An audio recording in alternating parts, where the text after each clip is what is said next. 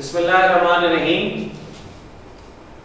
آج جو ہم سبجیکٹ دیکھ رہے ہیں وہ CRPC اور میڈیکل جیورسپروڈنس ہے۔ تو آج ہم دیکھیں گے میڈیکل جیورسپروڈنس کے زیادہ ٹاپک۔ سب سے پہلے ہم دیکھیں گے کہ میڈیکل جیورسپروڈنس کسے کہا جاتا ہے۔ کہ میڈیکل جیورسپروڈنس جو ہے، جیسے انگلش جیورسپروڈنس ہے کہ قانون کے فلسفے کو سمجھنا جو ہے اسے انگلش جیورسپروڈنس کہا جاتا ہے۔ میڈیکل جیورسپروڈنس یہ ہے کہ میڈیکل کے قانون کے فلسفے کو سمجھنا میڈیکل جیورسپروڈنس ہے۔ تو میڈیکل جیورسپروڈنس کی بہت اہمیت ہے کہ جب حالات ایسے ہوں کہ دونوں طرف سے گواہیاں آ جائیں برحلف، تو پھر میڈیکل جیورسپروڈنس کی بہت اہمیت بڑھ جاتی ہے کہ اس سے یہ ثابت کیا جا سکے کیا چیز غلط ہے، کیا چیز صحیح ہے۔ اور قانون کی منشا یہ ہے کہ کمپلیننٹ ہے یا ایکیوزڈ ہے، دونوں کے حقوق کا تحفظ کیا جائے۔ اور یہ ایک سیویلائز سسٹم ہے جس کے تحت کمپلیننٹ کو کوشش کی جاتی ہے کہ وہ غلط کمپلین کر کے کسی کو سزا نہ دلوا دے، اور ایکیوز کو یہ کوشش کی جاتی ہے کہ ایکیوز جو ہے اگر اس نے جرم کیا ہے تو اس کو اس کی سزا دی جائے۔ تو ڈیئر اسٹوڈنٹس، قانون میڈیکل جیورسپروڈنس کو سمجھنے کے لیے جو ہمارے اسٹوڈنٹس ہیں یہ تمام چیزیں سمجھنی ضروری ہیں تاکہ وہ اچھی پریکٹس کر سکیں۔ اس میں آج ہم دیکھیں گے ریپ، کہ ریپ کیا۔ تو جو ہمارے وکلا ہیں، چاہے میل ہیں یا فیمیل ہیں، وہ ایک وکیل کی حیثیت سے انہوں نے کام کرنا ہے، ہر چیز کو پروفیشنلی دیکھنا ہے۔ ہم پروفیشنلی دیکھیں گے، ہم ان چیزوں کو اس لیے دیکھ رہے ہیں کہ تاکہ ہم انصاف مہیا ہو سکے، مظلوم کو انصاف مل سکے، زیادتی نہ ہو سکے، ناانصافی نہ ہو سکے۔ تو ان چیزوں کو پڑھنا، ان کو سمجھنا، تو ایک وکیل کے لیے جب وہ کیس آرگو کرتا ہے تو بڑی اہمیت ہو جاتی ہے کہ وہ ثابت کر سکے۔ ریپ انتہائی بڑا ظلم ہے، زنا بالجبر۔ تو اس کے تمام معاملات کا اور تمام چیزوں کا پتہ ہونا چاہیے۔ What is rape? زنا بالجبر. Is in such cases medical examination necessary? If so, in what manners? زنا بالجبر کیا ہے؟ ایسے مقدمات میں کیا طبی معائنہ ضروری ہے؟ اگر ایسا ہے تو کس طریقہ کار کے تحت؟ اسٹوڈنٹ سمجھنے کی ضرورت یہ ہے کہ قانون کمزور کا تحفظ کرتا ہے۔ ہمارے معاشرے کے جو کمزور طبقات ہیں ان کا قانون تحفظ کرتا ہے۔ طاقتور کو جو قانون وائلیٹ کرنے کی کوشش کرتا ہے اسے روکتا ہے۔ یہ جو رول آف لا ہے کہ قانون سب کے لیے برابر ہے، اگر کوئی غلطی کرتا ہے تو اسے بھی ٹرائل فیس کرنا چاہیے، یہ اسلامی قانون کی بنیاد ہے۔ اور ہمارے معاشرے میں 50% خواتین ہیں، بلکہ 51% ہو گئی ہیں۔ تو دیکھیں کہ اگر اس قسم کے ریپ کے معاملات ہوں تو کیا یہ طبقہ باہر نکلے گا، یہ کام کرے گا، ہماری معیشت کا حصہ بنے گا، یا پڑھ لکھ کر اچھی مائیں بنے گی؟ تو میں کہتا ہوں کہ یہ جو کرائم ہے، کرائم جو ہے وہ بہت افیکٹ کرتے ہیں۔ جہاں امن نہیں ہوگا وہاں تقریباً کچھ بھی نہیں ہوتا۔ اگر کسی ادارے میں کسی خاتون کے ساتھ اس طرح کا معاملہ ہو جائے، میڈیا میں آ جائے، تو اس کو ادارے کو اگر صحیح انصاف ہو، فیصلہ ہو، تو وہاں پر پھر ان فیوچر اس قسم کے معاملات رکھتے ہیں۔ قانون کی منشا کیا ہے کہ سزا اس طرح دی جائے کہ تاکہ لوگوں کے رویے بدلیں۔ مقصد کسی کو اذیت دینا نہیں ہوتا، کہ رویے بدلیں معاشرے میں۔ ہمارے معاشرے میں یہ رویے ڈیولپ ہوں کہ اگر ہم سے کوئی کمزور ہے تو ہم اس کی کمزوری کا ناجائز فائدہ نہ اٹھائیں۔ ادھر قانون بنا ہوا ہے کہ آپ اس کی کمزور کے گھر چوری کر لیں، ڈاکہ مار لیں، ریپ کر دیں، بچوں کو اغوا کر لیں، کہ ہم کمزور چیزوں کو قانون روکتا ہے تاکہ معاشرے میں امن و امان ہو۔ جنسی جرائم کی تفصیل یا فہرست بہت تفصیل ہے۔ مرد یا عورت جنسی تسکین حاصل کرنے کے خاطر مختلف طریقے اختیار کرتے ہیں۔ اسلام میں جنسی تسکین حاصل کرنے کا واحد جائز طریقہ نکاح ہے، اور نکاح کے تحت میاں بیوی کے درمیان مباشرت جائز قرار پائی ہے۔ اگر بغیر نکاح کے مباشرت ہو تو یہ زنا کی تعریف۔ نکاح، اسلام میں نکاح کی بہت اہمیت ہے۔ دیکھیں نکاح جو ہے حضرت آدم اور حضرت حوا کے درمیان ہوا، اسی سے تمام رشتے کریٹ ہوئے۔ نکاح is the mother of all institution. نکاح ہی سے تمام رشتے کریٹ ہوتے ہیں۔ دنیا چلی دو لوگوں کے درمیان ہوا، تو نکاح انتہائی اہم چیز ہے۔ نکاح سے عورت کے حقوق ڈٹرمن ہوتے ہیں، مرد کے بھی جب کانٹریکٹ ہوا ہے نکاح کی صورت میں۔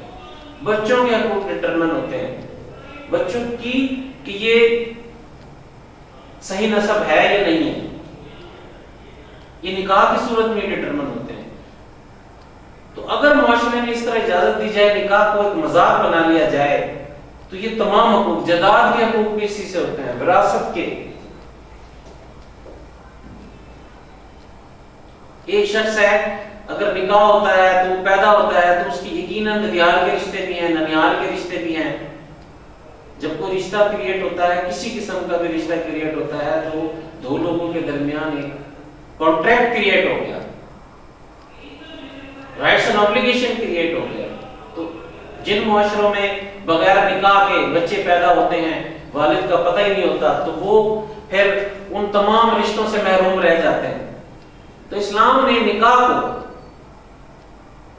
مضبوط انسٹیٹیوشن بنایا ہے۔ تو جو نکاح کے ذریعے تعلق ہے وہ جائز ہے، جو بغیر نکاح کے ذریعے تعلق ہے اس کو ناجائز قرار دیا ہے۔ اب ہم دیکھتے ہیں کہ تعریف، اگر مرد اور عورت جائز طریقے سے شادی شدہ ہوئے بغیر مباشرت کریں تو زنا کو مجرم کہلائیں گے۔ زنا دو قسم کا ہوتا ہے، زنا بالرضا اور زنا بالجبر۔ تعریف زنا بالجبر، کوئی شخص زنا بالجبر کا مرتکب ایسی صورت میں کہا جائے گا جب مرد یا عورت یا کسی ایسی یا عورت یا مرد ساتھ جیسی بھی صورت ہو جس کے ساتھ وہ مرد یا عورت جائز نکاح میں نہ ہو، درج ذیل حالات میں کسی ایک حالت میں ریلیشن قائم کریں تو وہ زنا کہلائے گا، زنا بالجبر کہلائے گا۔ مظلوم کی مرضی کے خلاف، کہ ایک مظلوم ہے اس کی مرضی کے خلاف، مظلوم کی رضامندی کے بغیر، مظلوم کی رضامندی سے، جبکہ ایسی رضامندی موت یا ضرر کا خوف دلا کر حاصل کی گئی ہو۔ دیکھیں معاشرے کی یہ روایات بننی چاہیے، سویلائز سوسائٹی کی یہ روایات ہوتی ہیں کہ طاقتور کمزور کا حق نہ مارے، اس کو ہم سویلائز سوسائٹی کہتے ہیں۔ ہمارے یہاں جو کرائم ہے اس کے پیچھے ہمارے رواج بھی ہیں کہ ہمارے جاگردانہ سماج میں عورت کو غیرت کی علامت سمجھا جاتا ہے۔ تو غیرت کے نام پر اگر ایک عورت کے ساتھ زیادتی ہوئی ہے تو وہ جا کے ان کی عورتوں کے ساتھ زیادتی کر دیتا ہے۔ یہ اسلام کے متصادم ہے، لیکن یہ ہمارے لوکل رواج ہیں، اسلام اس کو منع کرتا ہے۔ اسلام میں یہ ہے کہ اگر آپ کو عورت پر کے ساتھ اختلاف ہے تو آپ اس کی جان نہ لیں، آپ اس کو ڈائیورس کر دیں۔ ہمارے ہاں بہت سارے رواج ایسے ہیں جن کی وجہ سے کرائم ہوتا ہے اور جو اسلام سے متصادم ہیں، اور ہمارے فیوڈل لارڈز اور دوسرے برادریوں کے ہیڈز انہی رواجات کے مطابق فیصلے دیتے ہیں، اور معاملات وہ انڈائریکٹلی کرائم کو پروموٹ ہو رہے ہوتے ہیں، کرائم کو پروموٹ کر رہے ہوتے ہیں۔ نمبر 4، مظلوم کی رضامندی سے، جبکہ مجرم جانتا ہو کہ مظلوم کے ساتھ نکاح جائز میں نہ ہے، اور یہ کہ رضامندی کا اظہار اس وجہ سے ہوا ہو کہ مظلوم بابر کرتا یا کرتی ہے کہ مجرم وہ شخص ہے جس کے ساتھ مظلوم کا نکاح جائز ہو چکا ہے، اور جس سے نکاح کا ہونا یا بار بار کرتا ہے یا کرتی ہے جرم کے لیے یہ کافی ہے۔ میں نے خود ایک کیس دیکھا تھا، ایک کرسچن خاتون تھی، اسے ہمارے مسلمانوں کے اتنے معاملات نہیں پتا تھے، تو ایک پڑھا لکھا شخص ڈاکٹر اس نے فرضی مولوی بلا کر نکاح کر لیا، کوئی اندراج نہیں، کچھ نہیں، اور اس کو یہ دھوکہ دیتا رہا کہ تم میری بیوی، کہ اس طریقے سے کہ آپ اس سے ایسے کوئی طریقہ اختیار کریں اور اس کے ساتھ زیادتی کرتے رہیں، تو وہ بھی زنا کے زمرے میں آتا ہے۔ جنسی جرائم کی چند صورتیں مدرجہ ذیل ہیں: لواطت ہے، لسن ذاتی ہے، جنون الیانی ہے، غیر فطری طریقہ ہے، نیچرل افینس ہے۔ زنا بالجبر کا الزام حقیقی بھی ہو سکتا ہے، فرضی بھی ہو سکتا ہے۔ آئندہ ایسی وجوہات اور حالات بھی بیان ہوں گے کہ ایسی الزام تراشی کا موجب بنتے ہیں، لیکن قبل ازیں ہمیں طبی معائنے کی ضرورت اور اہمیت کا جائزہ لینا۔ ہمارے یہاں دشمنی میں اتنے آگے بڑھ جاتے ہیں کہ ہم لوگوں پر ناجائز الزام بھی لگا دیتے ہیں، بلکہ ناجائز الزام لگانے والے بڑے تکڑے اور الزام لگاتے ہیں۔ تو وہ اس طرح کے کام کر کے وہ 51% جو خواتین کمیونٹی ہے وہ اس کو بھی بدنام کرتے ہیں، اچھی خواتین کو بھی بدنام کرتے ہیں کہ جو اوپینین ان کے حق میں ہوتی ہے اس کو بھی خلاف کر دیتے ہیں۔ لیکن قانون کی منشا یہ ہے کہ کمپلیننٹ بھی زیادتی نہ کر سکے اور ایکیوزڈ بھی اگر اس نے جرم کیا ہے تو وہ نہ بچ سکے۔ طبی معائنے کی اہمیت و افادیت: اگرچہ جرم کی نوعیت، حالات اور حقیقت تلاش کرنے کے لیے ایسے مقدمات میں مرد اور عورت کا طبی معائنہ کرایا جانا ضروری ہے، لیکن اس کی اہمیت اور افادیت اس لحاظ سے دو چند ہے کہ موجودہ دور میں اس قسم کی الزام تراشی مخصوص مفاد کے حصول کی خاطر بہت زیادہ ہو گئی ہے کہ الزام تراشی کی جاتی ہے۔ اب ہم دیکھتے ہیں کہ زنا بالجبر کا الزام کیوں؟ پہلے ذکر ہوا کہ برصغیر پاک و ہند میں زنا بالجبر کے ارتکاب کی الزام تراشی بہت حد تک زیادہ ہے۔ لوگ ذاتی مفاد کی خاطر دوسروں پر الزام تراشی کرتے ہیں، اس کی نوعیت یہاں تک بگڑ جاتی ہے کہ مفعول عورت یا مرد کی جگہ متعلقہ جگہ میں کوئی چیز داخل کر کے الزام تراشی کی جاتی ہے تاکہ سچ ثابت کیا جا سکے۔ ان حالات میں طبی معائنے کی اہمیت اور افادیت بہت، جھوٹے الزام میں طبی معائنے کی اہمیت بہت زیادہ ہے۔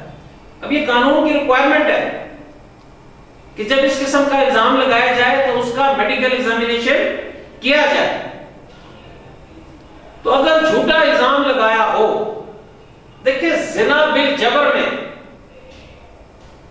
یہ بڑا امپورٹنٹ پوائنٹ ہے کہ جب جبر ہوتا ہے تو خاتون جو ہے ریزسٹ کرتی ہے، اور جتنا زیادہ ریزسٹ کرے گی اتنی ایویڈنس کریٹ ہوگی۔ وہ کیسے ایویڈنس کریٹ ہوگی کہ جتنا زیادہ ریزسٹ کرے گی تو اس کے ہاتھوں پر بھی نشان ہوں گے، دوسرے پر بھی نشان ہوں گے، بال بھی ہاتھ میں آ سکتے ہیں اور معاملے ہو سکتے ہیں جن سے وہ کیس ثابت کرنے میں آسانی ہوتی ہے۔ اور اگر جھوٹا الزام ہوگا تو وہ چیزیں پھر ثابت ہونا مشکل ہوں گی۔ جھوٹے الزام کے لیے جو پردہ وکالت ہے وہ ایک بڑا ثبوت ہے کہ اگر الزام جھوٹا ہو، خون کے یا دوسرے دھبے جو ہوتے ہیں ان کا نہ ہونا، اس سے بھی ثابت ہوتا ہے کہ الزام صحیح نہیں ہے کسی حد تک۔ چہرے یا سینے پر کسی قسم کی خراش یا زخموں کا نہ ہونا، کہ جب زنا بالجبر ہوتا ہے تو ریزسٹ تو کرتی ہیں خاتون، اگر وہ ریزسٹ کرے گی تو چہرے یا سینے پر کسی قسم کی خراش یا زخموں کا نشان ہوگا۔ جسم کے کسی حصے پر بھی مزاحمت کے آثار کا موجود نہ ہونا یہ شک پیدا کرتا ہے۔ مرد کا نامرد ہونا، اگر مرد امپورٹنٹ ہے تو یہ واضح کرتا ہے کہ اس قسم کا الزام جو ہے وہ درست نہ ہے۔ فوری طور پر مظلوم کی حالت جسمانی یا چلنے پھرنے میں کوئی مشکل نظر نہ آئے، مظلومہ کی طرف سے شور نہ ہونا، فریقین کے کپڑوں کی کیفیت، عینی شاہدوں کے بیانات، وقت وقوع اور وقت رپورٹ۔ بعض لوگ دشمنی میں بھی الزام لگا دیتے ہیں۔ ہم نے دونوں چیزوں کو کنٹرول کرنا ہے، قانون جو ہے وہ دونوں چیزوں کو کنٹرول کرتا ہے۔ جب ایگزامینیشن ہوتا ہے تو اس سے بہت ساری باتیں واضح ہو جاتی ہیں۔ ایگزامینیشن سے پتہ چلتا ہے کہ اگر مرد جو ہے وہ امپورٹنٹ ہے تو اس پر الزام جو ہے وہ غلط ہے، اگر خاتون کا پردہ وکالت قائم ہے تو الزام غلط ہے۔ تو ہم نے یہ دیکھنا ہے کہ مظلوم کی داد رسی کیسے ہو، جس کے ساتھ زیادتی ہوئی، ظلم ہوا ہے۔ تو جب میڈیکل ایگزامینیشن ہوتا ہے تو یہ تمام چیزیں ایویڈنس کریٹ ہوتی ہے میڈیکل ایگزامینیشن سے۔ تو جو وہ ایویڈنس کریٹ ہوتی ہے اس کی صورت میں جو جس نے وہ ظلم کیا ہوتا ہے، زیادتی کی ہوتی ہے، اس کو سزا مل سکتی ہے۔ کہ جب زنا بالجبر ہوتا ہے، ایک قیاس کیا جاتا ہے کہ عورت ریزسٹ کرتی ہے، شور مچاتی ہے، اس کے ساتھ جو ہے وہ مقابلہ ہوتا ہے، فائٹ ہوتی ہے، کوئی بال ہاتھ میں آ جاتے ہیں، کوئی زخم لگ جاتے ہیں، تو ان چیزوں سے ایویڈنس کریٹ ہوتی ہے۔ یہ ایویڈنس ثابت کرنے کے لیے کہ یہ زنا بالجبر ہے۔ یہاں ضروری ہے کہ جب زنا بالجبر ہوتا ہے اس کو دوسری پارٹی زنا بالرضا ثابت کرنے کی کوشش کرتی ہے۔ تو جب ایسے معاملات ہوتے ہیں تو یہ جو ریزسٹنس کے میٹر ہوتے ہیں ان سے ثابت ہوتا ہے کہ یہ زنا بالجبر ہے۔ طبی امتحان میڈیکلی کیسے ایگزامن کرتے ہیں؟ اگر ایک مرد یا عورت باہمی رضامندی سے زنا کرے اور پکڑے جائیں تو دونوں کا طبی معائنہ کرایا جا سکتا ہے، لڑکی کا لیڈی میڈیکل آفیسر سے اور مرد کا میڈیکل آفیسر سے، مرد میڈیکل آفیسر سے۔ زنا یا زنا بالجبر سے عورت حاملہ ہو سکتی ہے۔ منی کے قطرے اندہام نہانی سے روئی کے ذریعے محفوظ کر لیے جاتے ہیں، کہ وہ جو قطرے ہوتے ہیں ان کو روئی کے ذریعے جو ہے محفوظ کر لیا جاتا ہے، اور بعض اوقات سلائیڈ تیار کی جاتی ہے اور ایک تو اس کے ذریعے ایگزامن کر لیا جاتا ہے اور پتہ چل جاتا ہے کہ یہ کس کے، یہ اس کے ساتھ ظلم کیسے ہوا ہے، یہ واقعی ظلم ہوا ہے۔ بعض اوقات مرد عورت کو کلوروفارم سنگھا کر بھی جمع کر لیتے ہیں۔ لواطت یا غلام بازی میں فائل اور مفعول دونوں کا طبی معائنہ ڈاکٹر سے کرایا جاتا ہے۔ اگر منی مل جائے تو کیمیکل ایگزامن سے اس کی رائے لے کر چلان عدالت میں دیا جاتا ہے۔ جو مرد یا عورت از خود کوئی فعل سر انجام دے جس کا تذکرہ اوپر کیا گیا ہے، یہ ایک ناشائستہ فعل ہے، دفعہ 294 تعزیرات پاکستان کے تحت جرم بنتا ہے۔ ان نیچرل اوفینس، کسی کے ساتھ ان نیچرل اوفینس کیا جاتا ہے، لواطت، اغلام بازی، زنا بالجبر، غیر فطری طریقے سے ایک مرد دوسرے مرد سے اور ایک مرد عورت سے کرے تو جرائم کے زمرے میں آتا ہے۔ کہ معاشرے میں اس کی آزادی جو ہے میڈیکل ایگزامینیشن سے ثابت ہوتا ہے کہ یہ کام ہوا ہے، اور اگر غلط الزام ہے تو بھی ثابت ہو جاتا ہے کہ یہ الزام غلط ہے۔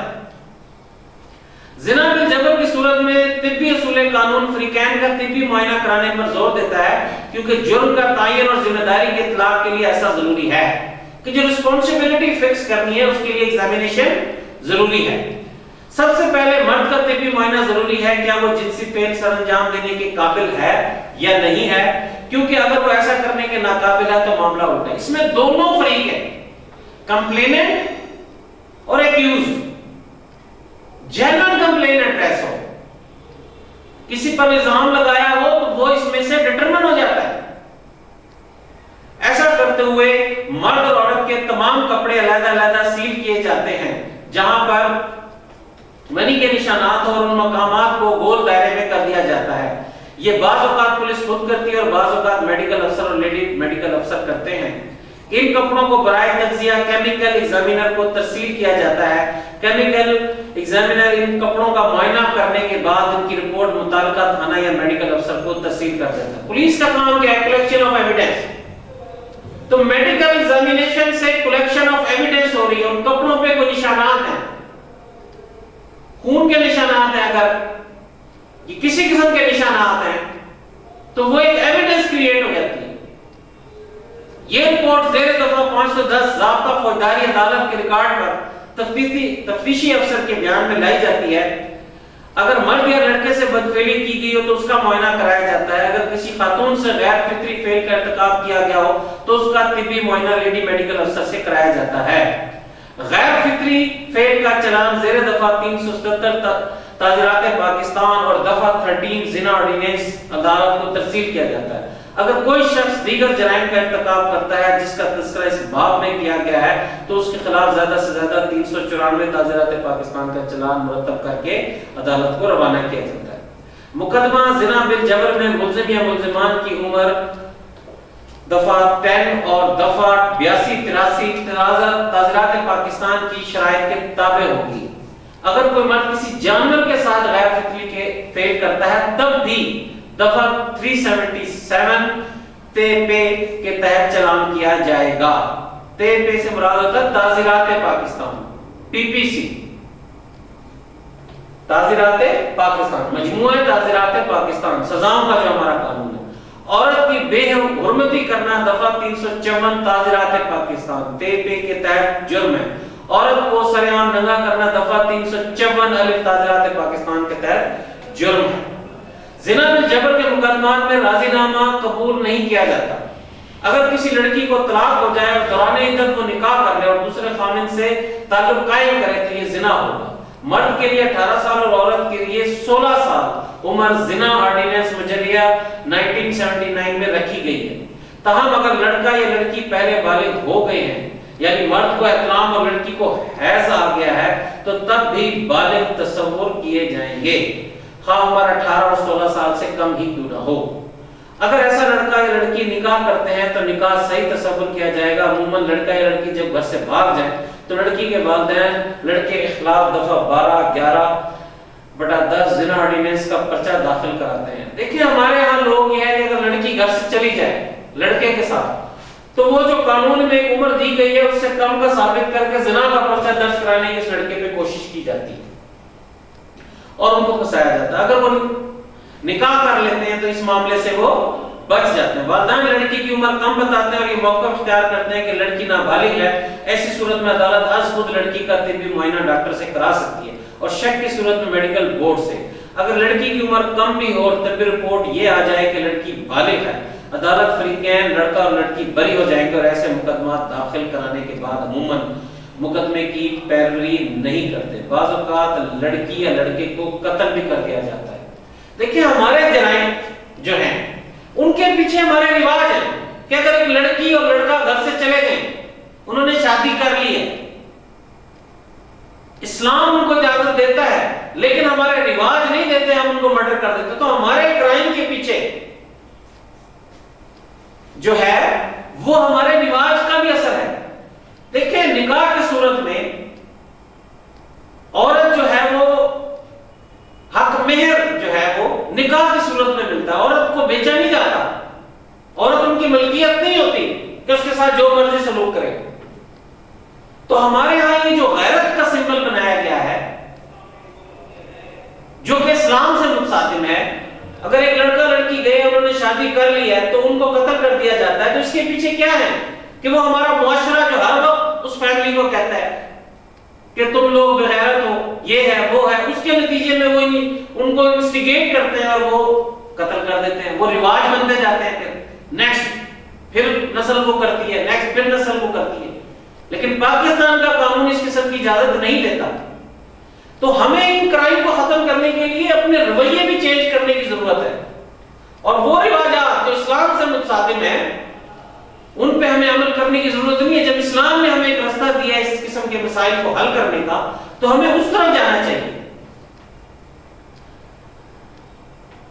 پولیس افسر دوران تفتیش خاص وجوہات کے تحت اپنی تفتیش کو درست اور ملزم کو مجرم ثابت کرنے کے لیے کپڑے جب کیمیکل ایگزامینر کو برائے تجزیہ ارسال کرتے ہیں تو ان پر کوئی چیز ڈال دیتے ہیں تاکہ سوکر منی کی طرح ہو جائے، کہ کوئی ایسی چیز ڈال دیتے ہیں۔ اس مقصد کے لیے چاولوں کا آٹا استعمال کرتے ہیں جو پانی سے ملے پیچ کی سی شکل اختیار کر جاتا ہے۔ دیکھیں یہ لوگ ہمارے سسٹم میں کہ سسٹم پر اعتماد اٹھ جاتا ہے، جس طرح کرمنلز ہیں نا وہ سوسائٹی کو ہوسٹیج بنا کے، کراچی میں دیکھ لیں 5% کرمنلز نے پوری سوسائٹی کو ہوسٹیج بنا لیا، کوئی وہاں فیکٹری لگانے کو تیار نہیں ہوتا، کوئی پوری دنیا سے انویسٹمنٹ کرنے کو تیار نہیں ہوتا۔ تو یہ 5% کرمنلز ہوتے ہیں، ان کے عمل کا نقصان 95% کمیونٹی اپناتی ہے۔ تو اسی طرح جو ہماری پولیس میں کالی بھیڑیں ہیں، جو اور ادارے ہیں اسٹیک ہولڈر ہیں انصاف کے، اس میں جو 5% 10% کالی بھیڑیں ہیں وہ پورے سسٹم پہ لوگوں کا اعتماد ختم کرتی ہیں، اور جب پورے سسٹم پر اعتماد ایک حد سے لیول ختم ہو جائے تو عوام کا صبر کا پیمانہ لبریز ہو جاتا ہے اور اس ملک میں انقلاب آ جاتا ہے، اور جب انقلاب آتا ہے تو سب چیز میسو لیول پر تبدیل ہو جاتی ہے۔ تو یہ وہ لوگ ہوتے ہیں کہ جو 10% لوگ اپنے ذاتی مفاد کی خاطر پورے سسٹم کی ڈینائل کا سبب بن رہے ہوتے ہیں. لوگوں کا اعتماد کم ہو جاتا ہے, پھر لوگ خود بدلہ لینا شروع ہو جاتے ہیں, ملک میں اور انارکی پھیلتی ہے. تو اس میں ریفارمز ہونے کی بڑی سخت ضرورت ہوتی ہے کہ اچھے لوگوں کو کام کرنے کا موقع ملے اور برے لوگ سسٹم سے باہر جائیں. اب اس کو مینج وکیل کرتا ہے اس قسم کے معاملات کو. وکیل کی ذمہ داری بڑھ جاتی ہے کہ اس نے ثابت کرنا ہوتا ہے. وکیل کے پاس ٹول ہوتا ہے کراس ایگزامن کا. ایسی صورت میں بطور وکیل ذمہ داری زیادہ بڑھ جاتی ہے. وقت اور تاریخ دیکھ کر مقدمے کا مناسب دفاع کیا جا سکتا ہے.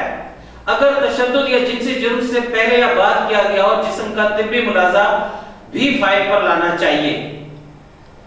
منی کے جراثیم 72 گھنٹے کے اندر روئی کے پھوئوں سے لیے جا سکتے ہیں. کہ روئی کے جو پھوئے ہوتے ہیں 72 گھنٹے کے اندر ہم ایگزامن کر سکتے ہیں کہ وہ موجود رہتے ہیں. وہ تو اس کو ہم ایگزامن کر کے ہم اس چیز کو ثابت کر سکتے ہیں. لوگوں کو لا نہیں پتا ہوتا, وکلاء کو قانون پتا ہوتا ہے کہ 72 گھنٹے کے اندر میڈیکل ایگزامینیشن سے ثابت کیا جا سکتا ہے کہ اس بچی یا بچے کے ساتھ یا کسی فرد کے ساتھ زیادتی. بعد ازاں یہ ختم ہو جاتے ہیں اور اگر تب بھی رپورٹ مثبت آئے تو مقدمے کا دفاع حالات و واقعات کو سامنے رکھ کے کیا جاتا ہے. جنسی جرائم میں واقعے کی شہادت خواہ وہ عینی ہو یا واقعاتی خاص اہمیت کی حامل ہوتی ہے اور مقدمے کا انحصار اس پر ہوتا ہے. مقدمے کا دفاع مناسب طریقے سے کرنا چاہیے. دیکھیں یہ بڑی ضروری چیز ہے. اور جرم جو ہے اصل میں یہ تو ہم جسے کہنا چاہیے نا جرم ہونے کے بعد ایک ایفیکٹ ہے. ہم نے جرم کی ڈیفینیشن پڑھی تھی کہ جرم میں سب سے پہلے وہ شخص نیت کرتا ہے, نیت کے بعد وہ شخص تیاری کرتا ہے. کہ ایک شخص نے مرڈر کرنا ہے تو نیت کرے گا, پھر تیاری کرے گا, وہ کلاڑی کو گن شن خریدے گا, پھر وہ اٹیمپٹ کرے گا. تو سب سے ضروری چیز اٹیمپٹ ہے. کہ جتنے بھی جرائم ہوتے ہیں اس میں آپ دیکھیں اٹیمپٹ کا موقع. یورپ میں آپ دیکھ لیں, ہمارے لوگ یہاں سے وہاں جاتے ہیں, وہاں گلٹی مائنڈ ہوگا, وہ تیاری بھی ہوگی لیکن اپرچونٹی نہیں ملتی. سارے کیمرے لگائے ہوئے پورے شہروں میں اور بڑا نظام رکھا ہوا ہے. تو پھر وہ شخص سوچتا ہے کہ یار یہاں تو 2 نمبر طریقے سے پیسے کمانے کا کوئی موقع ہی نہیں مل رہا, تو مجھے 1 نمبر پہ چلنا چاہیے. تو میں یہ سمجھتا ہوں کہ کرائم کو کنٹرول کرنے کے لیے جو عام عوام ہے, کمزور لوگ ہیں, انہیں یہ محسوس کرنا چاہیے کہ موقع نہ دیں. اگر رات کو 12 بجے کوئی لڑکی اکیلی جا رہی ہے تو گلٹی مائنڈ آدمی کو اٹیمپٹ کا موقع مل رہا ہے. آپ اپنی گاڑی جو ہے وہ 2 لوگ لگانے ہیں, وہ بند نہیں کر کے جا رہے پراپر, تو آپ گلٹی مائنڈ کو اپرچونٹی دے رہے ہیں. تو جتنی اس گلٹی مائنڈ شخص کو اپرچونٹی ملے گی اتنا وہ کرائم کرے گا. اپرچونٹی نہیں ملے گی تو اس کی نیت بھی اور اس کی تیاری بھی بیکار ہے. تو یہ سیفٹی میئرز کے لیے میں ایک جنرل بات کر رہا ہوں کہ حکومت کو بھی ایسے طریقے کار کرنے چاہیے کہ جس کے تحت اپرچونٹی نہ ملے. جب اپرچونٹی نہیں ملتی تو وہ کرائم نہیں ہوتا. کہ اس ملک میں ایسے سسٹمز بنائے جائیں کہ اگر رازداری کسی نے کرنی ہے تو وہ اندھیری جگہ ڈھونڈے گا, وہاں کھڑا ہوگا اور رازداری کرے گا. تو اگر وہاں اندھیرا نہ ہو, گورنمنٹ طریقے سے وہاں لائٹنگ کرے, پولیس کا گشت ہو, تو کیا وہاں پر اس طرح کی واردات ہوگی؟ دیکھیں برائی کو منیمائز کیا جا سکتا, ختم نہیں کیا جا سکتا. تو اس کے لیے ایسے طریقے اڈاپٹ کرنے چاہیے کہ اپرچونٹی کم سے کم ہو. تو اسٹوڈنٹ ہم نے پہلا سوال جو ہے وہ زنا کے حوالے سے دیکھا کہ زنا 2 قسم کا, ایک زنا بالرضا ہوتا ہے اور ایک زنا بالجبر ہے. دونوں قسم کا جو زنا ہے اس کے لیے میڈیکل ایگزامینیشن ضروری ہے, اور میڈیکل ایگزامینیشن سے کمپلیننٹ کے حقوق کا بھی تحفظ کیا جاتا ہے اور ایکیوز کے حقوق کا. کمپلیننٹ کے حقوق کا تحفظ کیا جاتا ہے, جینوئن کمپلین ہے تو اس میں وہ ثابت ہو جاتی ہے. ایکیوز کے حقوق کا تحفظ یہ کیا جاتا ہے کہ اس میں غلط الزام ہے تو بھی ثابت ہو جاتا ہے. اگر اس نے وہ مجرم جرم میں شامل ہے 72 گھنٹے تک جو ہے اس کو میٹر کو سلائڈ پر لے جا کر اس کا ایگزامن کر کے رپورٹ آ سکتی ہے, پتہ چل سکتا ہے کہ اس کے ساتھ زیادتی یا ناانصافی کس نے کی ہے, تو وہ ان معاملات کو ڈیل کیا جاتا ہے. تو بیسیکلی یہ طریقہ کار رکھا گیا ہے کہ اس سے یہ ثابت ہوتا ہے کہ یہ جرم ہوا ہے۔ اب ہم اپنے نیکسٹ کوسچن کی طرف چلتے ہیں۔ نیکسٹ کوسچن ہمارا ہے pregnancy and its symptoms. Why the examination of pregnant lady is necessary?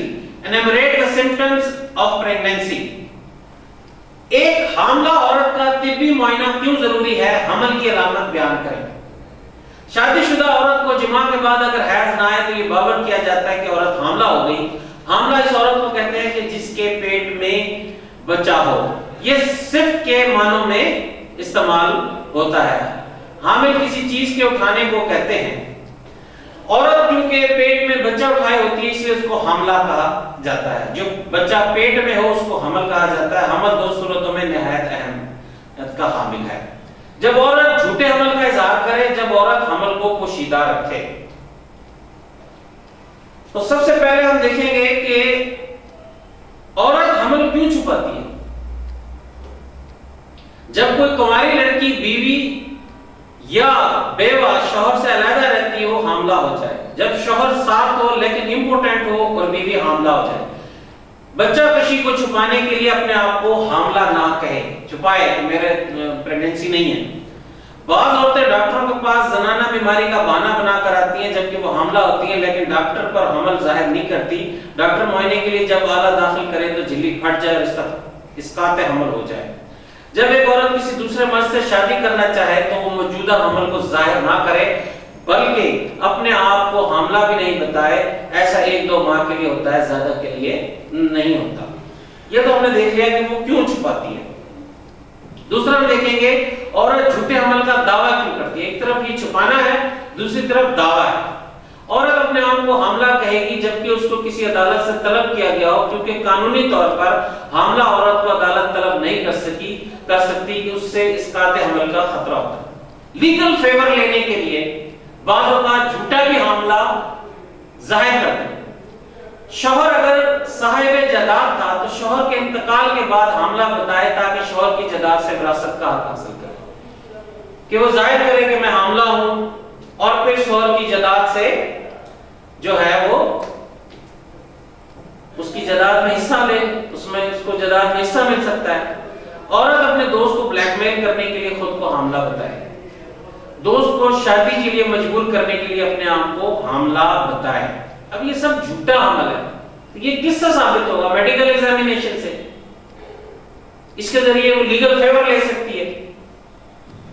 طلاق کی صورت میں حاملہ بتائے تاکہ خاوند سے نان نفقہ۔ اگر طلاق کی صورت میں حاملہ بتائے گی تو جب تک وہ ڈیلیوری نہ ہو جائے تو اس کو وہ پیسے دینے ہیں، اس میں نان نفقہ دینا ہے۔ اگر شوہر کسی حادثے میں انتقال کر گیا ہو تو الاؤنس میں اضافے کے لیے اپنے آپ کو حاملہ بتائے۔ پھانسی کی سزا کے لیے حاملہ بتائے، کیونکہ حاملہ کو پھانسی نہیں دی جا سکتی جبکہ زچگی کے بعد 6 ماہ کا نہ ہو جائے، کہ وہ عورت پھانسی سے بچنے کے لیے اپنے آپ کو حاملہ بتائے اور 6 ماہ تک کا بچہ جب تک نہ ہو جائے تو اس کو سزا نہیں ہو سکتی۔ جب عورت کسی پر جھوٹا الزام عائد کرے کہ وہ حاملہ تھی اور تشدد کی وجہ سے اس کا حمل ضائع ہو گیا۔ سرکاری ملازم خواتین خود کو حاملہ بتائے تاکہ محکمے سے میٹرنٹی چھٹی اور دیگر الاؤنس لے سکے۔ یاد رہے 6 ہفتے قبل زچگی سے اور 6 ہفتے بعد زچگی سے سرکاری طور پر چھٹی محکمے سے ملتی ہے۔ بچہ کشی یا بچے کی پیدائش کو چھپانے کے لیے بعض اوقات عورت خود کو حاملہ ظاہر کرتی ہے حالانکہ وہ بچے کو مار چکی ہوتی ہے۔ بہت سی دیگر وجوہات کے لیے حمل کا بہانہ بنایا جاتا ہے اور اس کو جھٹلانے کے لیے طبی شواہد کی ضرورت پیش آتی ہے۔ مدر ذرا معاملات میں اکثر معاملات ایسے ہیں جن کے ذریعے دیوانی اور فوجداری کا ذمہ داریوں کا تعین ہوتا ہے اور ضروری ہے کہ عورت کا طبی معائنہ اس مقصد کی خاطر کیا جائے کہ وہ حاملہ ہے یا نہیں تاکہ معاملہ واضح ہو سکے۔ حمل کے تعین کی ضرورت اکثر معاملات دیوانی فوجداری از قسم وراثت و زنا میں پیش آتی ہے۔ کہ عدالتیں نے ڈٹرمنیشن آف رائٹ کرنے ہیں تو اگر اس قسم کے معاملات ہیں کہ جہاں اپنے بینیفٹ کے لیے حمل چھپانا ہے، جہاں اپنے بینیفٹ کے لیے حمل ظاہر کرنا ہے، تو اس کے لیے ڈٹرمن کیسے کیا جا سکتا ہے؟ میڈیکل کے معائنے کے لیے کیا جا سکتا ہے۔ میڈیکل کے نالج سے ہی ممکن ہے کہ میڈیکلی ایگزامن ہو تو پتہ چل سکتا ہے۔ عورت کا طبی معائنہ اس مقصد کے لیے کہ کیا وہ حاملہ ہے انتہائی ضروری ہے، اور مختلف صورتوں میں ایسا ہو سکتا ہے۔ پہلے ذکر ہوا کہ ایک عورت جھوٹے حمل کا اظہار کرے یا عورت حمل کو پوشیدہ رکھے، دونوں صورتوں میں طبی معائنہ ضروری ٹھہرتا ہے۔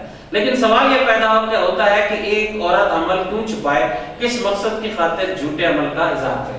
تو طبی معائنے کے ذریعے ہی یہ پاسبل ہے کہ اس کو پتہ چلے کہ اس نے یہ حمل جو ہے کیوں چھپایا ہے۔ دیکھیں کتنی بڑی بات ہے کہ اگر وہ حمل چھپا لے تو وہ غیر ضروری نام نفقہ لے سکتی ہے اور غیر ضروری فائدے لے سکتی ہے اپنے خاوند سے۔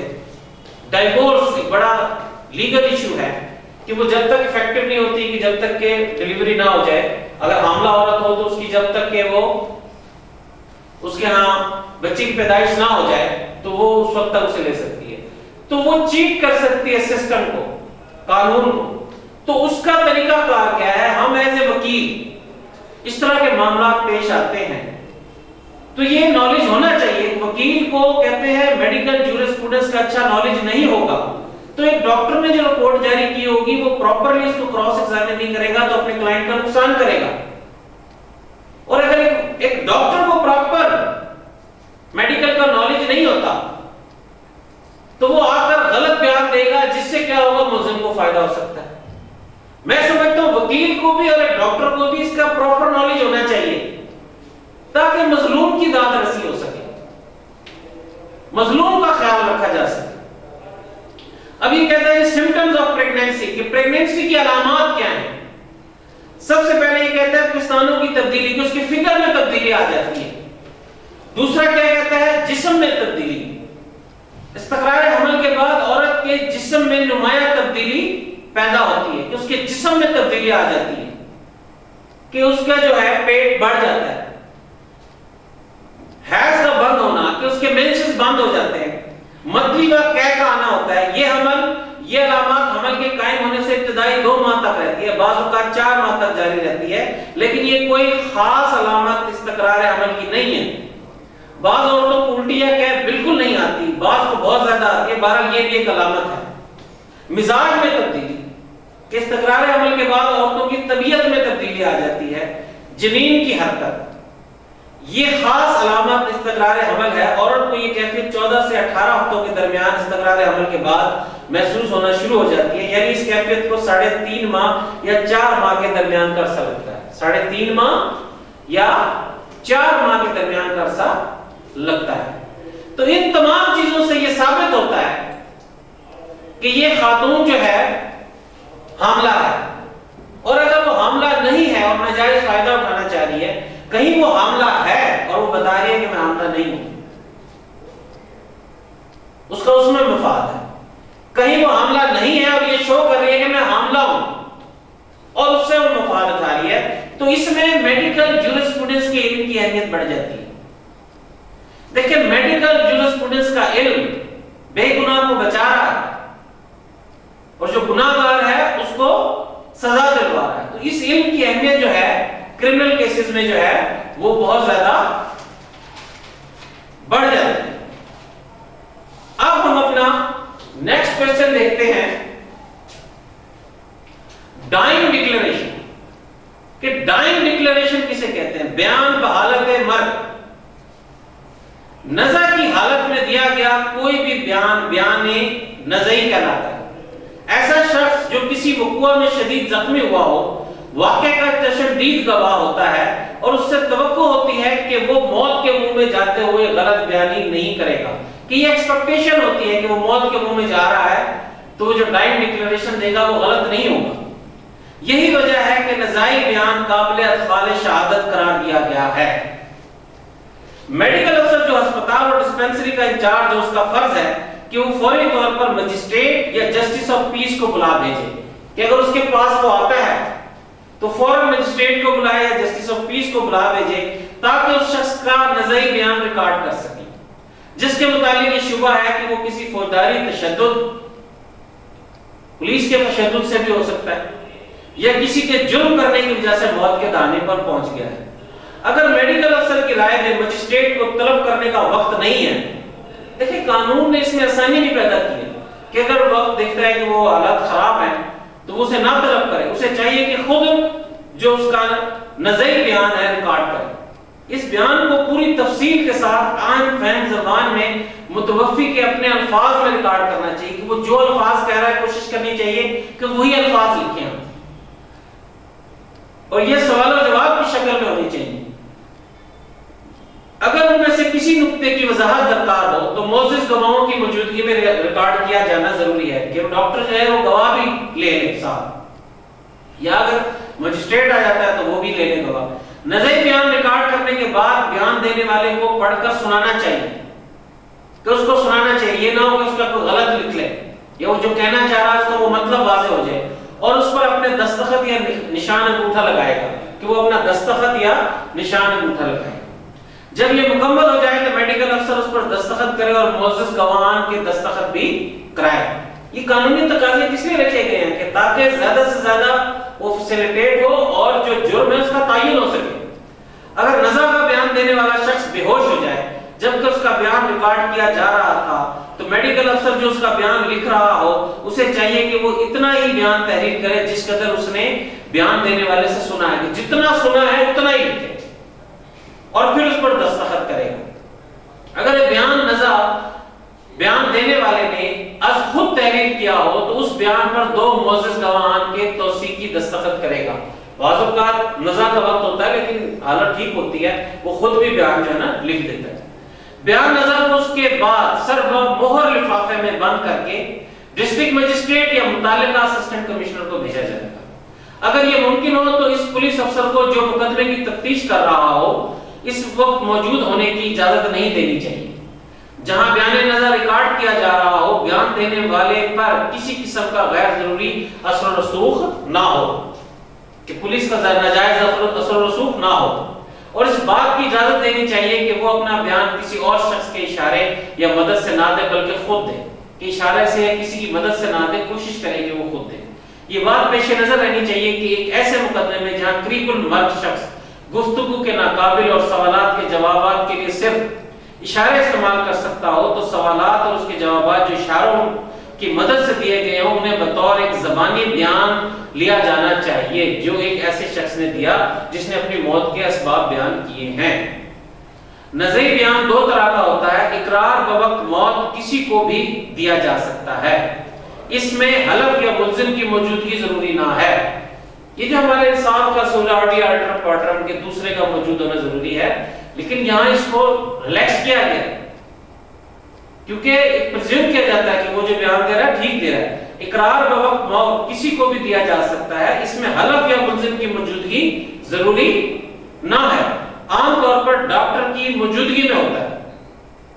اور اگر بیان حلفی دیا جائے، بیان حلفی بوقت موت صرف مجسٹریٹ کے سامنے ہوتا ہے، اس پر حلف ضروری ہے، ملزم یا اس کا وکیل کا نمائندہ ہونا ضروری ہے۔ یہ لیگل ریکوائرمنٹ، یہ قانون کی ریکوائرمنٹ ہے۔ تو ڈائنگ ڈکلیریشن جو ہے وہ اس طرح دیا جاتا ہے۔ اب ہم نیکسٹ اپنے ٹاپک کی طرف چلتے ہیں، وہ ہے میڈیکو لیگل رپورٹ۔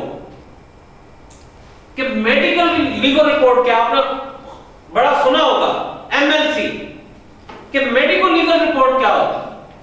یہ سب لوگ دیکھتے ہیں، ڈاکٹر بناتا ہے، سب پڑھتے ہیں، اس کا کانسیپٹ بھی ہونا چاہیے۔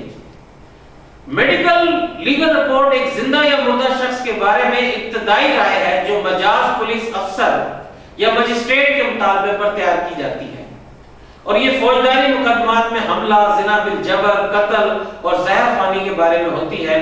ان رپورٹوں کے 3 حصے ہوتے ہیں، قانونی طور پر اس رپورٹ کے 3 حصے: تعارف، تاریخ، معائنہ کرنے کی جگہ بما شناختی نشانات وغیرہ۔ نمبر 2، معائنے کے دوران جب وہ معائنہ کیا جاتا ہے، مشاہدہ کیے گئے واقعات۔ دیکھیں واقعات، اس میں لا نہیں لکھنا ڈاکٹر نے، واقعات لکھنے۔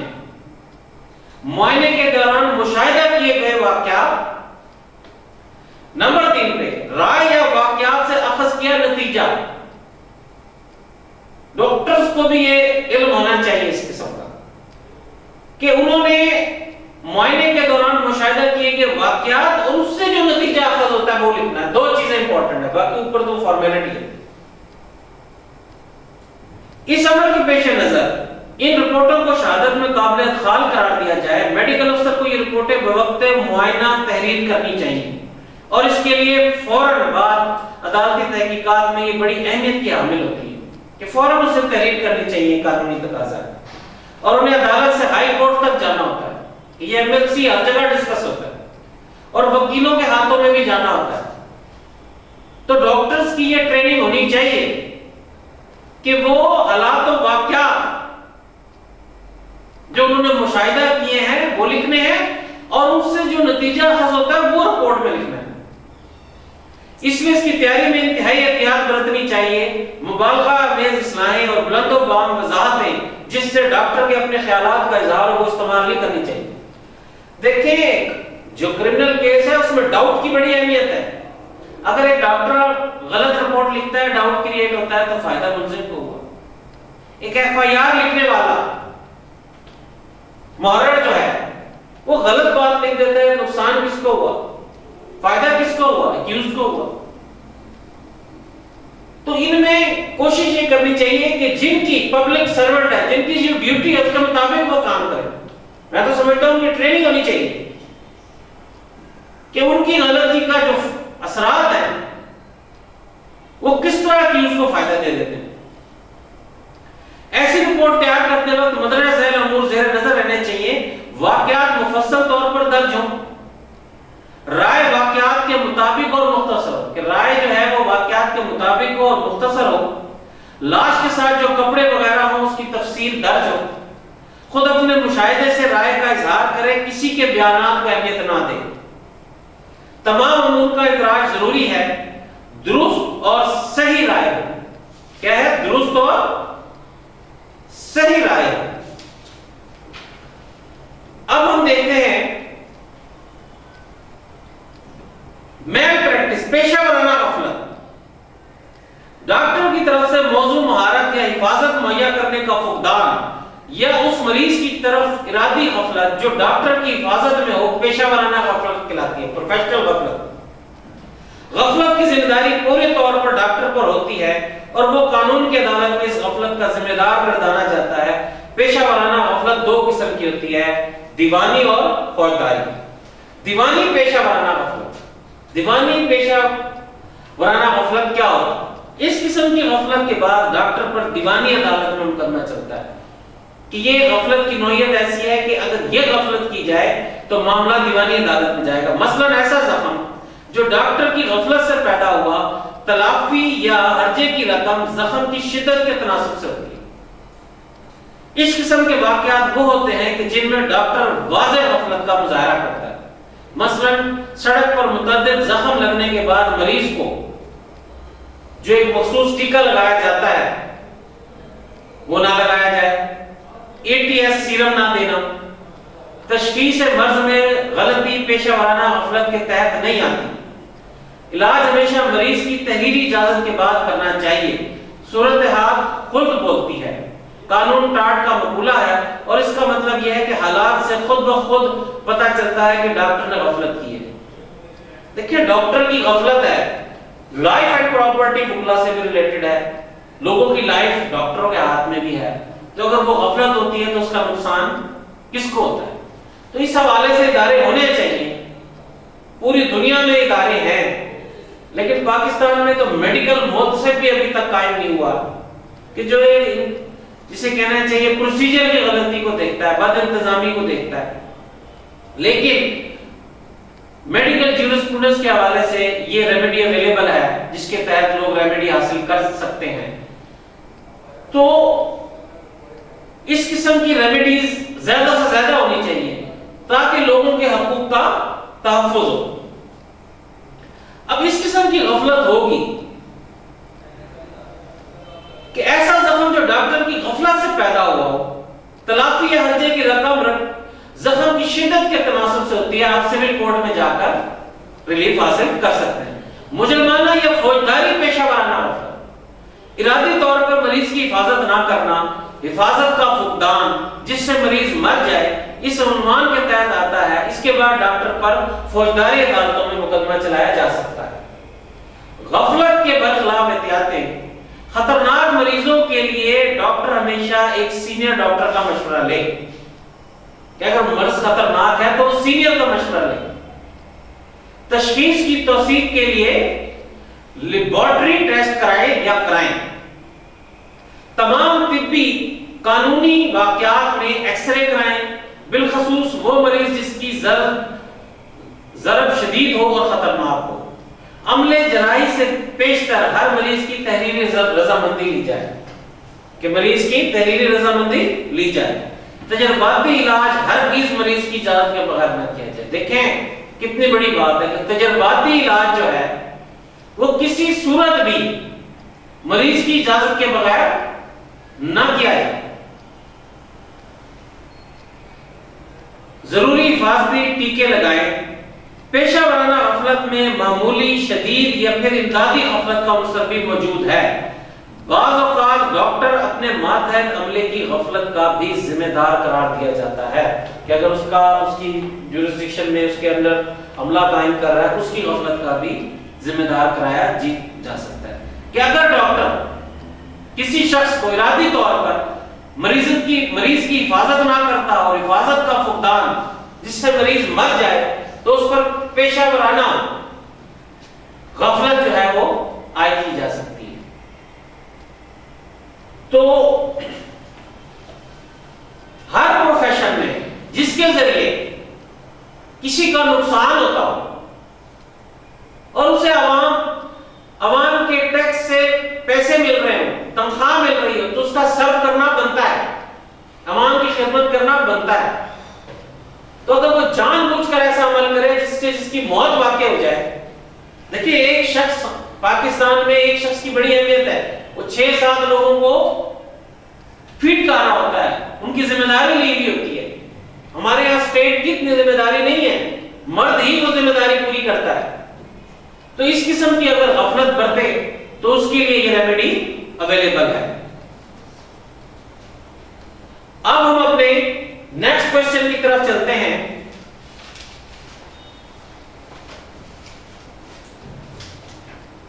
What is the importance of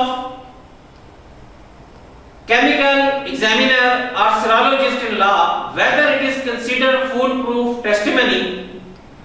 Write a detailed note on evidence of a medical expert as expert in the court. عدالت میں ایک طبیب ڈاکٹر کی ماہر کی حیثیت سے گواہی پر تفصیلی نوٹ لکھیں. ماہر طب کی رائے ان امور کے بارے میں جو ان کے دائرہ اختیار میں آتے ہیں قابل ادخال شہادت ہے. مثلا موت، بیماری، دماغی خلل، زخموں کی وجوہات، زہروں کے اثرات، نظام کے حالات کے بارے میں، نیز تندرست ہونے کے امکانات، موت کی وجہ، موت کا دورانیہ وغیرہ ایسے امور ہیں جو ماہرین طب کے دائرہ اختیار میں آتے ہیں. ان امور کے بارے میں ان کی شہادت قابل قبول ہوتی ہے. قانون شہادت میں ایک ماہر کی شہادت کو اس لیے قبول کیا جاتا ہے کہ عدالت کی معاونت درکار ہوتی ہے. اکثر معاملات میں انتہائی ماہرانہ رائے کی ضرورت ہوتی ہے. دیکھیں انصاف کرنا ہے عدالتوں میں، تو جس معاملے میں انہیں انتہائی ماہر کی رائے ضرورت ہوگی تو وہ اس ماہر کی رائے لیں گے اور اسے دیانتداری سے وہ رائے دینی چاہیے. اکثر معاملات میں انتہائی ماہرانہ رائے کی ضرورت ہوتی ہے اور ایسی رائے متعلقہ شعبہ یا چیز کا ماہر ہی دے سکتا ہے. انسانی جسم کے اعضاء، موت کی وجوہات، ضربات کی نوعیت، زنا وغیرہ کو ثابت کرنے سے متعلق معاملات ایک ماہر طب ہی جان سکتا ہے. جیسا کہ جس طرح جعلی نوٹ کی شناخت کوئی بینک افسر ہی کر سکتا ہے یا گولی کی شناخت اس حوالے سے کسی ہتھیار سے چلائی گئی ہے ایک ماہر اسلحہ کر سکتا ہے. جج صاحبان ان امور میں ماہر نہیں ہوتے، لہذا انہیں ماہرانہ رائے درکار ہوتی ہے اور ان جوانوں سے ماہرین کو شہادت عدالتوں میں ریکارڈ کی جاتی ہے اور حقائق کو سامنے لایا جاتا ہے. تو ماہر کی جو شہادت ہے وہ عدالت میں انصاف کے سسٹم کے لیے بہت ضروری ہوتی ہے. اب یہ شہادت کا طریقہ کار کیا ہوتا ہے دینے کا؟ Procedure of evidence. عدالت میں آنے پر ماہر کی حیثیت ایک گواہ کی ہوتی ہے اور اس کی شہادت قلم بند کرانے کا وہی طریقہ کار ہے جو ایک عام گواہ کے لیے ہوتا ہے. اسے عدالت میں آ کر اپنی رائے کی صحت کا اقرار کرنا ہوتا ہے اور دوران اجرا وکلا کے سوالات کا جواب دینا ہوتا ہے. عدالت میں اس سے سوال کر سکتی ہے اگرچہ ایک ماہر طب کو مخصوص حالت میں زبانی شہادت دینا پڑتی ہے تاہم اسے دستاویزی شہادت کے ثابت کرنے کے لیے عدالت میں آنا ہوتا ہے. مدرہ ذیل دستاویز شہادت ان سے متعلقہ ہوتی ہے ماہر سے متعلقہ. موت کا طبی سرٹیفکیٹ بعد از مرگ رپورٹنگ, زخموں کا طبی قانونی رپورٹنگ کہ زخم کی نوعیت بتانا اس حساب سے سزا ہوتی ہے نا. کسی دیگر نوعیت کا طبی سرٹیفکیٹ کہ دیوانگی کا یا خراب صحت کا سرٹیفکیٹ دیا ہے تو کراس ایگزامن ہوتا ہے, پتہ چلتا ہے کہ صحیح دیا یا غلط دیا ہے. کیونکہ اگر کسی شخص کو پاگل قرار دے دیں گے اس پہ تو پھر وہ رائٹس اور اوبلیگیشن پورے کرنے کے قابل ہی نہیں ہے. وہ تو بہت زیادہ جو ہے قانون میں اس کے لیے ریلیکسیشن ہے. اسقاط حمل کی رپورٹیں اس کے حوالے سے کراس ایگزامن کرنا ہے جو میں نے ابھی آپ کو پڑھایا ہے. تو جب آپ کراس ایگزامن کریں گے آپ کو پتہ ہوگا کہ اسقاط حمل کسے کہتے ہیں, زنا قانون کی نظر میں کسے کہتے ہیں. تو اسی صورت میں آپ ڈاکٹر کو ایگزامن کر سکیں گے نا کہ آپ کو سمپٹمز پتہ ہونی چاہیے, اسقاط حمل کی نشانیاں کیا ہیں, کیا اس نے اس رپورٹ میں لکھی ہیں, زنا کا پتہ ہونا چاہیے جو ابھی ہم نے دیکھا, اور جتنے بھی اوفینسز ہیں جو میڈیکل جورسپروڈنس سے ریلیٹڈ ہیں جس میں ڈاکٹروں نے لکھ کے دیا ہے. زنا وغیرہ کے بارے میں رپورٹیں, اقرار بوقت مرگ, زہروں کے اثرات جو زہر ہوتے ہیں مختلف لوگ خودکشی کرتے ہیں کچھ کرتے ہیں اس کے حوالے سے بھی آپ کو پتہ ہونا چاہیے. اگلے لیکچر میں آپ کو زہروں کے متعلق انشاءاللہ بتائیں گے. ایک ماہر طب عام گواہ اور ماہر گواہ دونوں کی حیثیت سے پیش ہوتا ہے. جب وہ زخموں کی تعداد یا زخموں کی جگہ کے بارے میں شہادت دیتا ہے تو اس کی حیثیت ایک عام گواہ کی ہوتی ہے, جبکہ ان امور کے بارے میں ایک عام گواہ بھی اظہار کر سکتا ہے. لیکن جب ایک ماہر طب موت کی وجہ کاز آف ڈیتھ سب سے امپورٹنٹ چیز ہوتی ہے. دیکھیں کرمنل لا میں انٹینشن دیکھی جاتی ہے, موٹیو دیکھا جاتا ہے کہ زنا اگر ایک موٹیو ہے بالرضا ہوا ہے تو دونوں سزا کے حقدار ہیں, اور اگر بالجبر ہوا ہے کام معاملہ تو ایک جیسا ہے لیکن بالجبر ہوا ہے تو اس کا موٹیو اور ہے. اسی طرح اسقاط حمل ہے کہ حمل جو ہے وہ ضائع کرایا گیا ہے یا کوئی اس طرح کا عمل کیا گیا ہے تو موٹیو دیکھا جاتا ہے, قدرتی طور پہ بھی ہو جاتا ہے. بعض اوقات ڈاکٹر ایگزامن کرتا ہے وہ بتاتا ہے کہ یہ ہونا ضروری ہے, اور بعض مجرمانہ نیت سے ہوتا ہے. تینوں ہی ہیں لیکن انٹینشن موٹیو, کوئی بھی جرم کیا جاتا ہے اس کے پیچھے انٹینشن اور موٹیو دیکھا جاتا ہے اور اسی کی بنیاد پر کم یا زیادہ سزا دی جاتی ہے. ایک ماہر گواہ کی ہوتی ہے کیونکہ اس عمل کے بارے میں عام شخص نہیں جانتا. شہادت قلم بند کرتے وقت مدرہ ذیل طریقہ کار ہی استعمال ہوتا ہے. پہلے لیڈنگ سوالات ابتدائی ایگزامینیشن ان چیف ہوتا ہے, پھر جرا ہوتی ہے. جرا میں اس سے کوسچن پوچھے جاتے ہیں کہ اس جرا کیا ہے, کراس ایگزامن کیا ہے, کہ جو کچھ اس نے لکھ کے دیا ہے, جو فیکٹس لکھ کے دیے ہیں ان کو کراس ایگزامن کرنا ہے, کوسچن کر کے اس کی سچائی تک پہنچنا ہے, حقیقت تک پہنچنا ہے. ماہر کے لیے رہنمائی, گائیڈ لائن فار ایکسپرٹ. ماہر طب کے لیے ضروری ہے کہ وہ عدالت میں بیان دیتے وقت مدرہ ذیل امور کو ملوز خاطر رکھے, صحیح واقعات عدالت کے سامنے لائے, غلط بیانی سے اجتناب کرے. انصاف کے سسٹم کا حصہ جو لوگ بھی ہیں, چاہے پولیس ہے, وکلاء ہیں, چاہے یہ ماہر ایکسپرٹس ہیں, چاہے عدالت ہے, مقصد ان کا یہ ہے کہ انصاف ہو جائے. جب انصاف ہوگا تو ملک ترقی کرتا ہے. تو ہم انصاف میں یہ بھی ایک بڑی سٹیٹس کی بات ہے کہ ہم انصاف دینے والے ادارے کا حصہ ہیں, اس کے سٹیک ہولڈر ہیں, کہ ہم اپنے ملک میں انصاف کو فروغ دینے والے لوگ ہیں. جانبداری کا مظاہرہ نہ کرے, غلط جو ہے میڈیکل رپورٹس نہ دے, عدالت کا احترام ملوز خاطر رکھے, مختصر جواب دے, تفصیلات میں نہ جائے, احتیاط اور سوچ بچار کے بعد جواب دے, وکلاء سے دلائل میں نہ الجھے, وکیل کا رویہ نامناسب ہو تو عدالت سے رجوع کرے, بالمقابل جواب نہ دے, جائز اور مناسب طریقے سے اپنی رائے کا اظہار کرے کہ عدالت میں کیا مینرز اڈاپٹ کرنے ہیں. دیکھیں وکلاء کو جب کراس ایگزامن کرتے ہیں تو کسی بھی گواہ کو امپیچ کرنے کا اختیار ہوتا ہے, ایک لیول تک اس کو امپیچ کرتے ہیں تاکہ سچ باہر نکل سکے. تو اگر کسی قسم کی گریونس ہے تو وہ جج صاحب سے بات کرے, وکلاء سے نہ الجھے اور صحیح جواب دے, ٹو دا پوائنٹ دے. اور جو میڈیکل رپورٹ ہے اس میں بھی ٹو دا پوائنٹ کہ واقعات کیا ہے, اس کے تحت کیا نتیجہ اخذ ہوتا ہے. تاکہ وہ سسٹم کا ایسا حصہ بنے جو انصاف کے لیے معاون ہو۔ تو اسٹوڈنٹس، آج ہم نے جو میڈیکل جورسپروڈنس کے ٹاپکس پڑھے ہیں، بڑے انتہائی اہم ٹاپکس پڑھے ہیں کہ ایک وکیل کا ان کے بارے میں نالج ہونا ضروری ہے۔ اگر وہ اس کے معاملے میں نالج نہیں ہوگا تو وہ کیسے ایگزامن کرے گا، وہ کیسے گواہ کو کراس ایگزامن کرے گا، کیسے گواہ کو جھوٹا ثابت کرے گا؟ تو ایک وکیل کے لیے ایک ڈاکٹر ہے، وہ پیسے لے لیتا ہے، کوئی غلط رپورٹ لکھ دیتا ہے جس سے ایک مظلوم بے گناہ شخص سزا پر جا سکتا ہے، بون ایکسپوز دے دیتا ہے، بون ایکسپوز میں 7 سال کے لیے بے گناہ سزا میں چلا جائے گا۔ تو ایک ماہر وکیل جو میڈیکل جورسپروڈنس پر اس کی تیاری ہے اور وہ اس کو سمجھتا ہے تو وہ اس کو سزا ہونے سے بچا سکتا ہے۔ ایک مظلوم عورت ہے، اس کے ساتھ زنا بالجبر ہوا ہے، وہ اس کو ثابت کر سکتا ہے۔ تو ایک اس کے لیے علم کا ہونا اور اس کے معاملات کا پتہ ہونا ضروری ہے۔